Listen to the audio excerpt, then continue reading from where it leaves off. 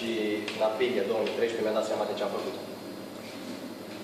A fost momentul în care mi-am găsit vocația și momentul în care mi-am dat seama care este destinul pe care vă avea în viață.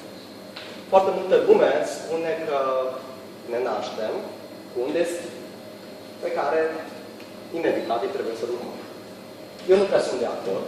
Eu spun că ne naștem cu un set de calități, talente, atribute, pe care, dacă ni le descoperim, ni le dezvoltăm și le aplicăm, atunci vom urma calea destinului care ne-a fost setat. Și vreau să vă pun în fața unei situații. Câți dintre voi ați fost martori la un astfel de eveniment? În fața unui copil se pune o tavă cu diferite obiecte, începând de la fix, bani, chei, o oglindă, un far și așa mai departe. Câți dintre voi ați văzut un astfel de moment? Ok. Când se întâmplă un astfel de moment? De obicei când bebelușul face un an și părinții îi pun în fața tava aceasta, pentru că ei sunt foarte curioși ce destin, ce vocație ar putea să aibă copilul lor. Mie nu mi se pare foarte ok, pentru că bebelușul face de obicei alegerea necunoștință de cauză, el alegând, de regulă, cel mai strălucitor obiect de pe tavă. Acum, în sală avem persoane mature și aș vrea să vă întreb, și sunt curios, cam câți dintre voi credeți că v-ați găsit cu adevărat vocația în viață? Și cine și-a găsit pe rost să ridice mâna sus? 6. Super! Felicitări! Pot să vă întreb cam pe la ce vârstă ați reușit să vă găsiți? Fac un mic studiu. 2 ani. 2 ani? Evoluează. Evoluează. Păi, de la 14 ani, cred că sunt conștient, dar de atunci s-a schimbat un pic. S-a rafinat. Nu s-a schimbat, s-a rafinat. 25. Putem să facem un mic test pentru a vedea dacă această vocație este cea adevărată? Da. Super. Am să vă rog să fiți doar foarte sinceri cu mine, pentru că altfel nu are sens. Imaginați-vă că începând de mâine aveți toți banii din lume pentru a duce o viață întreagă de multimiliardari. Sunteți o persoană sănătoasă, cu familie, cu prieteni, aveți tot ce vă doriți, nu mai trebuie să faceți absolut nimic din ce nu vă doriți. Și întrebarea mea este pentru voi. Pentru următorii 30, 40, 50 de ani, ați face zi de zi, zi de zi, ceea ce faceți în momentul de față, zi de zi, la locul de muncă? Da sau nu? Nu? Nu. Da, abia la concediu. Nu e zi de zi. Zi de zi. Nu e zi de zi. Pentru că ce fac eu, trăiesc pe cicluri. Aș face toată viața ciclurile pe care le fac azi. Ok, super. Și mai aveam un moment de care. Aici, eu nu vreau să fiu toată viața student, dar poate afacerea mea. Da. Ok, super. La locul de muncă, cu pasiune. Da, nu hobby-ul, nu. La locul de muncă. De ce îmi întreb acest lucru? Foarte multă lume crede că își găsește vocația, dar de fapt când este pus în fața faptului împlinit, își pune anumite întrebări, descoperă că nu este chiar așa. Și de ce nu ne găsim? De ce sunt atât de puține persoane și aici în sală care și-au găsit cu adevărat vocația? Pentru că pe parcursul vieții găsim și suntem puși în fața puținor momente similare celui de la vârsta de 1 an, în care putem să ne alegem un drum în viață. De regulă, ciclul vieții este destul de limitativ. Mergem la școala și liceul alese de părinții noștri, de obicei poate cele mai bune din oraș. Pe urmă mergem la facultate în funcție de ce se cere pe piață, poate se cere ingineri, poate se cere medici, poate se cere economiști. Învățăm bine, după care ajungem la un job, facem tot ce putem noi, ne dăm toată silința să fim cât mai buni pentru bani, pentru respect, pentru reputație și pentru alte astfel de avantaje. Și pe tot acest parcurs nu ținem cont de un lucru extrem, extrem de important, și anume talentele noastre native. Cu toții ne naștem cu un set foarte bine definit și personal de talente, de atribute, de calități pe care le avem. Și de cele mai multe ori acestea nu sunt utilizate foarte mult la locul de muncă. De cele mai multe ori noi ne naștem cu aceste talente și pe parcursul vieții, stând într-o zonă de confort, nu reușim să ne le dezvoltăm. Poate doar unele dintre ele. Altele rămân în stare latentă, pentru că noi nu vrem să experimentăm alte lucruri. Și atunci, vreau să vă propun un exercițiu pentru a vă descoperi voi câteva dintre ele pe care poate vi le-ați uitat. Scrieți, vă rog, pe o foaie de hârtie prenumele vostru pe vertical.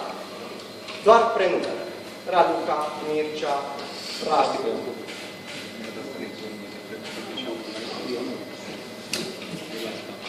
După ce ați scris prenumele vostru pe verticală, pe orizontală, începând cu fiecare literă, scrieți o calitate de-a voastră, un atribut, un talent, ceva care vă definește pe voi în sens pozitiv. Am dat doar câteva exemple. Are toată lumea fix și foaie? Fix sau foaie? Fix sau foaie? Fix și foaie. Vă las pe mine.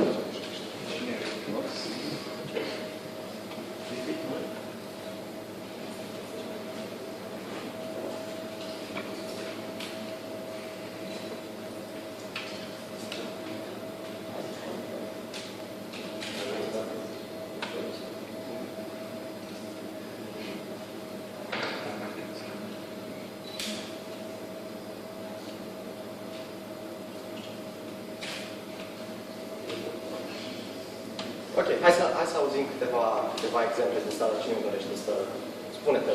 Vasile. Voios, ambițios, simpatic, sper. Inovativ, legativ, energic. Super, mulțumesc mult, Vasile. Altcineva? Te rog. Sinceritate, sinceritate, H nu am găsit la mulțumim Dumnezeu, atitudine, drive interior, imaginație. Ani. Ani, Super, mulțumesc mult. Mai este de persoană? Ok. Mai stabiți. Te rog. Este Camelia. Am ales vreau să scriu tot prenumele, putea scriu Camila, mă rog. Am scris creativă, ambițioasă, mobilă, entuziastă, la L îmi venea leneșă și nu este pozitiv. Da, putem nota pentru lascivă. Dar nu unde trebuie. Super. Și inventivă și asertivă. Mulțumesc mult. Închideți, vă rog, acum ochii. Gândiți-vă la calitățile pe care vi le-ați scris, dar gândiți-vă foarte bine la ele.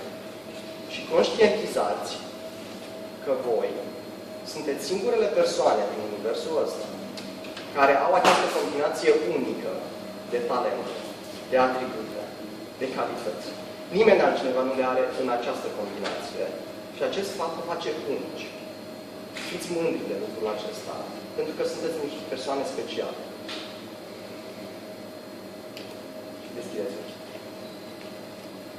De ce sunt atât de puține persoane care își descoperă vocația? Spuneam, pentru că ei nu-și folosesc aceste talente pe care le au la locul de muncă. Ei preferă confortul care le este dat de beneficiile de la locul de muncă și nu stau să se gândească ce alte alternative ar putea fi. Și în momentul în care stai un pic să te gândești care ar putea să fie vocația mea în viață, pentru a ajunge în starea respectivă, eu simt că este nevoie să ajungem în una dintre cele două stări de grație. Fie durere profundă, fie dorința arzătoare.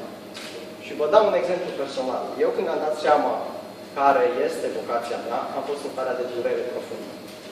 După 3 ani de zile de vânzări, am ajuns într-o zi în care a explodat supapa și ne-am dat seama că nu mai pot să fac lucrul acesta, trebuie să fac altceva, dar nu doar altceva. Hai să fac de data asta ceva ce îmi place cu adevărat. Și atunci am stat să mă gândesc ce ar putea să fie vocația mea.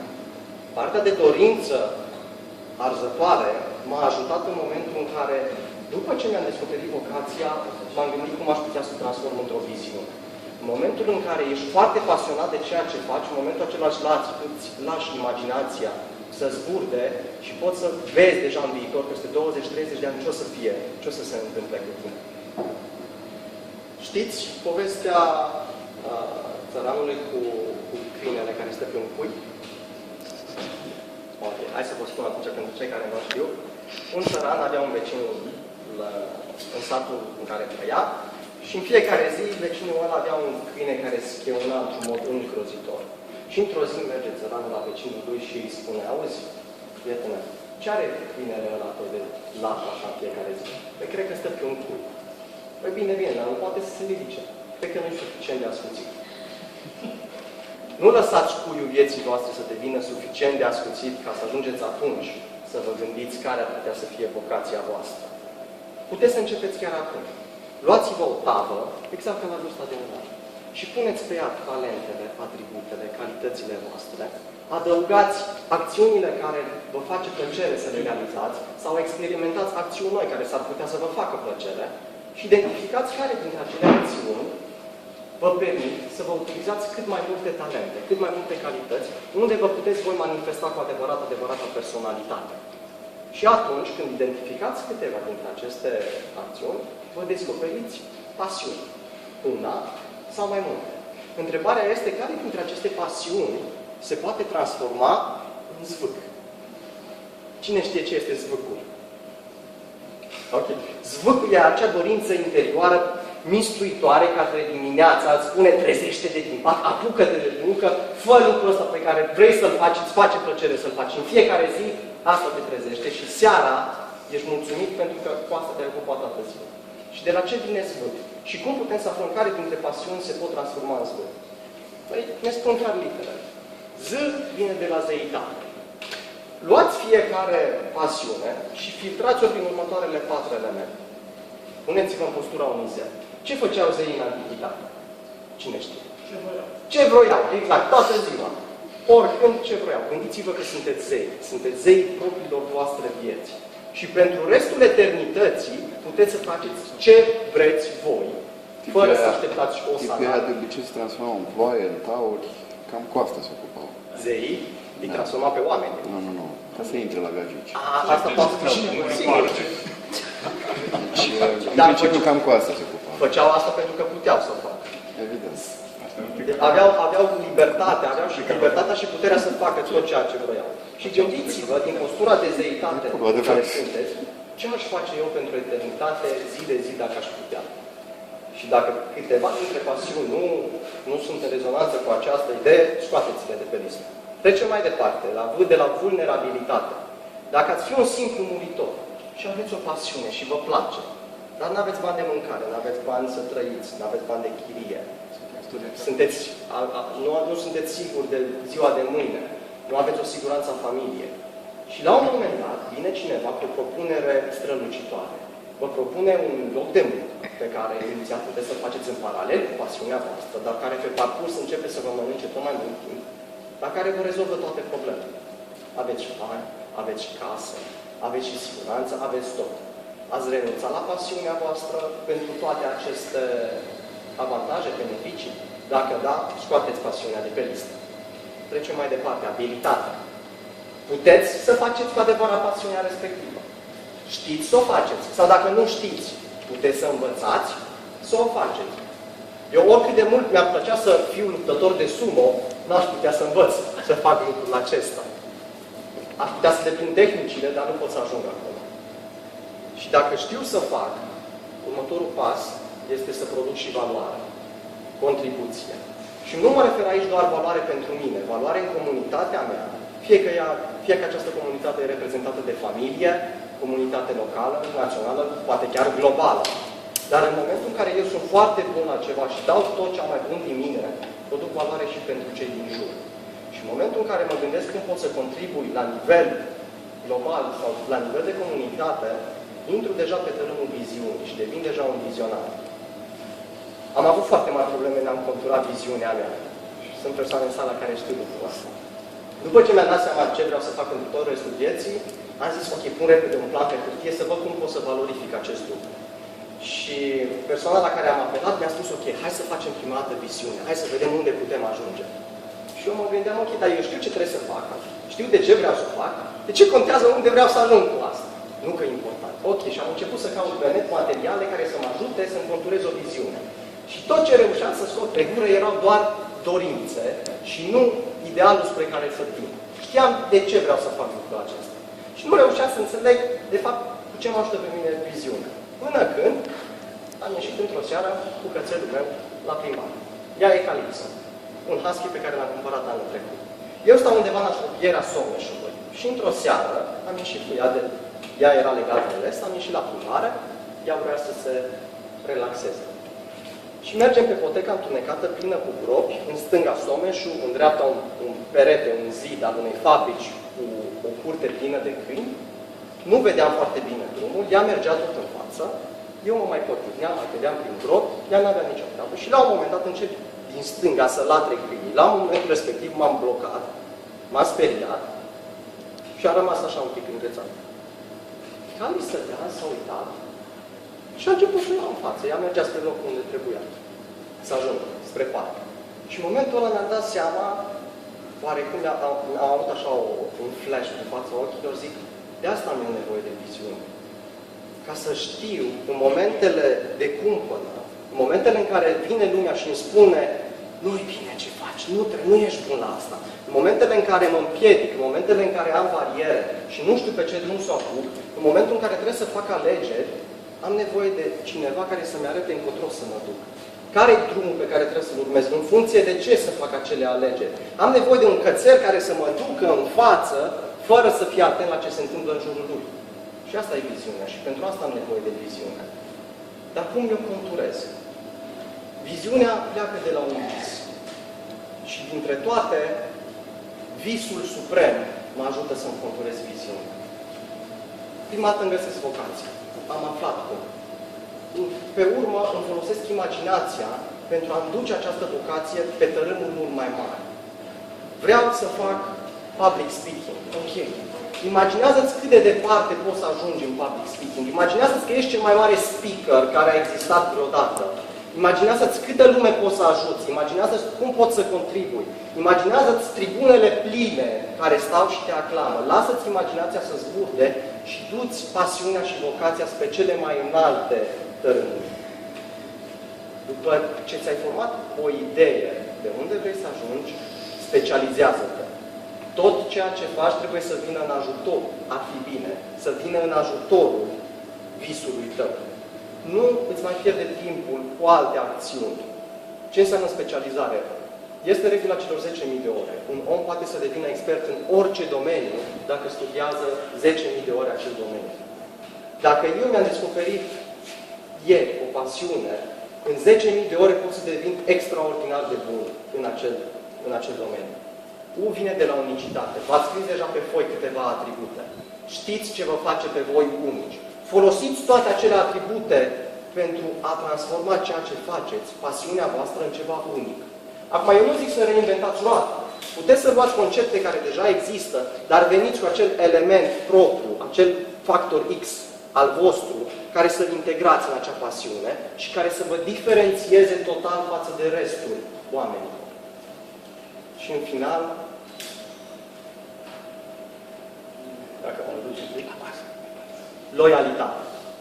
Fiți loiali visului vostru, fiți loiali viziunii voastre, indiferent cât de strălucitoare ar putea să fie ofertele și propunerile pe care le primiți. Gândiți-vă de două ori. Gândiți-vă dacă vă ajută să vă îndepliniți visul sau vă ajută doar să vă lărgiți starea de confort în care sunteți. Pentru că în momentul în care vă atingeți visul, atunci începeți să vă culturați deja destinul.